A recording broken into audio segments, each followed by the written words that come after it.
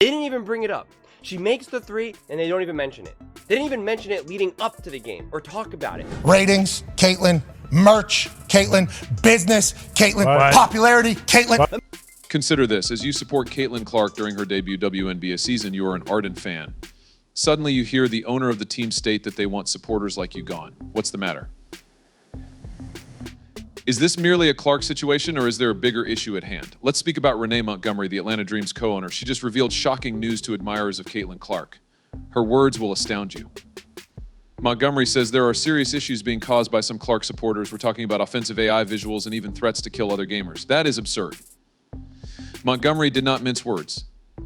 She stated quite clearly that this group does not represent what the WNBA would want in their league. Hurt. Here's the problem, though. Is Caitlin Clark fans the only ones that care about this? Or is this a more significant story? What could be more absurd? We're going to explore every aspect of this complex issue. It's not as easy as you may assume, I promise. Do you believe you know ardent supporters? Rethink your thoughts. There are some purported supporters who are going above and above the call of duty.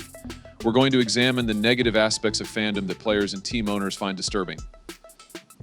Let's dissect what's actually happening in this situation. Fandom is like Wisomi, huh? You support your team, look great in their gear, and occasionally trash talk opposing fans. However, some people are going too far with it. Booing the opposing team is no longer the only topic of discussion. When Renee Montgomery called out certain Caitlin Clark followers, she spilled a bombshell. She is not tinkering. According to Montgomery, some fans are taking AI images of other players in their underwear and sending them to their relatives. That's more than just going too far. In Indiana, Caitlin Clark is the superstar. Now, when I said that, I really meant to express it in a nice way like this. It's sprinting a mile and leaping over it. And here's the thing, threats of death are also being made. These fans seem to have forgotten that they are cheering for a sport, not waging war. Here's the problem, though. This issue extends beyond Caitlin Clark admirers. It is prevalent in all sports. The scrutiny of fan conduct has increased due to social media. These days, it only takes one irate tweet to go viral for a player to start receiving hate mail from thousands of strangers. It's similar to handing the loudest, angrier person in the room a megaphone. Consider sporting rivalry. Surely they're meant to be enjoyable, much like Falcon supporters enjoyed disparaging the Saints. However, as Montgomery noted, there is a significant distinction between rivalry and outright harassment. A devoted Falcons supporter, for example, could despise the Saints, she added. However, it might be a bit excessive if they produced AI-generated photos of Saints players in their underwear and distributed them to the players' families. To put it mildly, that is. The terrifying aspect? Sometimes the negative behavior is receiving more attention than the game itself. The true fans who merely want to enjoy the sport are being drowned out by it. It has an impact on more than simply the players. It's altering the way each of us plays the game. Even Caitlin Clark is tired of having her name used by some people. It's disappointing, she remarked. I believe that everyone in the world is entitled to the same degree of decency. Put yourself in her position. All you're trying to do is play ball. And all of a sudden, you're in the middle of this entire mess. This is where things become really fascinating, though. It's not as simple as a few bad apples spoiling everything for the rest of us. We're finding ourselves wondering a lot about what it means to be a fan in 2024. How do we maintain our passion without allowing it to become poisonous? When does helping your team become assaulting other people? We are omitting one important viewpoint as the argument over fan conduct rages on. What views do the players themselves have on this whole drama? You might be surprised by their responses. Let's discuss Angel Reese and Caitlin Clark. Right in the thick of this fan frenzy are these two celebrities. They're also not keeping silent. Regarding the way some individuals are utilizing her name, Clark has something to say. It does not make her happy. It's depressing. I believe that everyone in our world is deserving of the same respect, she stated. Could you picture yourself in her position? All you're doing is trying to give it your all. And all of a sudden, you're in the middle of this entire mess. However, Clark isn't the only one feeling the heat. Angel Reese is juggling her own problems with her fans. She's noticed some very strange behavior on the part of some of Clark's fans. When Reese stated, I think there's a lot of racism when it comes to it, she didn't hold back. That is a lot of weight. She is admonishing the supporters who have gone beyond just encouragement to outright disdain. How can you not acknowledge Caitlin Clark for making a stunning pass that went past the half-court line? When discussing the greatest players in this sport, names like Michael Jordan, Kobe Bryant, and Steph Curry come to mind. She's being classified under that heading. The Taurasi Dianas. Perhaps you're asking yourself, what about the coaches? In light of everything, what are their thoughts? The head coach of UConn, Gino Auriemma, has some harsh comments for Clark supporters. He isn't feeling it. He referred to them as ignorant and impolite. Hurt. The really bad news is this. These supporters, in Auriemma's opinion, are placing far too much pressure on Clark. It seems as though they consider her to be superhuman in some way. The players' heads are spinning from this whole thing. Consider it. There's a lot of noise going on in the background while you try to concentrate on the game. It's no longer just me joking. We are discussing offensive remarks, unreasonable demands, and even threats. With all of that, how are you expected to stay focused on the game? Renee Montgomery, the co-owner of Atlanta Dream that we previously discussed, has an opinion on where the boundaries should be drawn. She's right, she said. A little friendly rivalry and outright harassment are not the same thing. This is where things become really fascinating, though. The players aren't taking it all in by themselves. They are voicing their opinions. They're speaking out against misbehavior and advocating for themselves and their colleagues by leveraging their platforms. They appear to be defending both on and off the court. What's wild, the players may be becoming closer as a result of this whole situation. Even though they are opponents on the court, they defend one another. They seem to be saying, hey, we can compete without making fun of one another. What steps are the athletes taking then to safeguard themselves against this negative fan behavior? They are growing more astute about it. Some people are using social media less frequently. Others are managing their public image by collaborating with Team PR. And get this, some players are even advocating for improved league regulations on spectator conduct based on their personal experiences.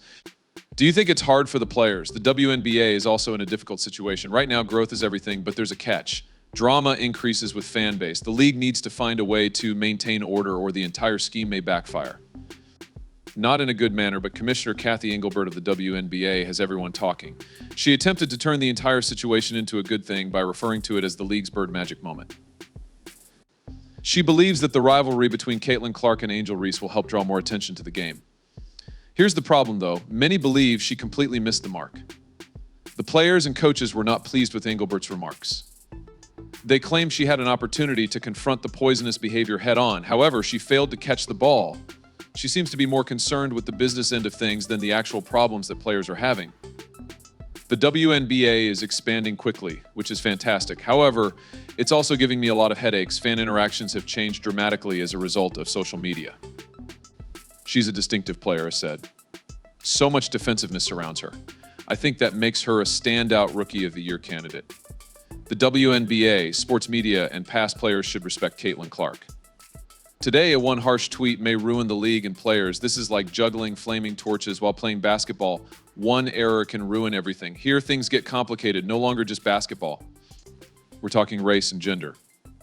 Angel Reese says some of her criticism is racial. Another level of bad. The league needs a solution, and fast. WNBA PA isn't holding back. Their executive director, Terry Jackson, stated it clearly. Any form of racism or hatred is unacceptable in the WNBA, NBA, and beyond. Putting something into action is different from saying it. Sponsors would likely escape this chaos. Note this. Engelbert says the WNBA is drawing more businesses. They realize female athletes need encouragement. Like a fork in the path for the league, they can allow this dispute affect them or demand serious change. After this, what will the WNBA do? This is the main question. They're struggling. They want to grow the league and attract more fans. They can't let bad behavior prohibit everyone from enjoying the game.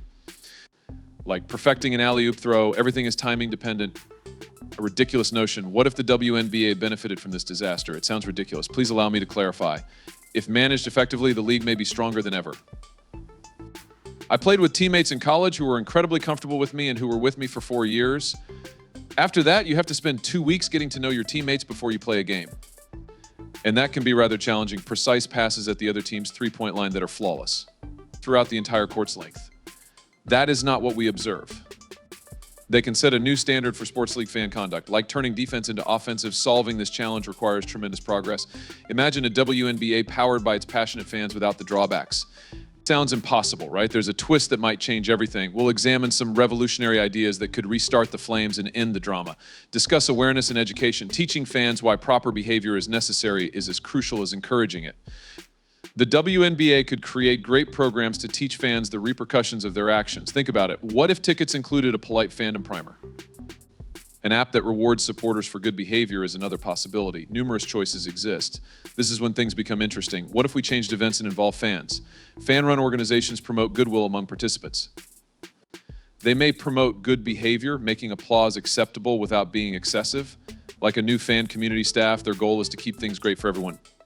discuss officials and players. They no longer relax and absorb. They're having fun and working with supporters to boost the atmosphere. Think about this. Fans and athletes meet to debate the pros and cons of being so popular. Understanding and relationships are key. When viewers see players as people rather than jerseys, the game changes. There's more. The league is accelerating. Rivalries are important. But WNBA Commissioner Kathy Engelbert stresses moderation.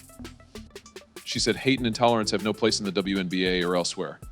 This bold claim is reinforced by action. You know what's wild? Some clubs are trying new ideas to boost fan appeal without losing competitiveness.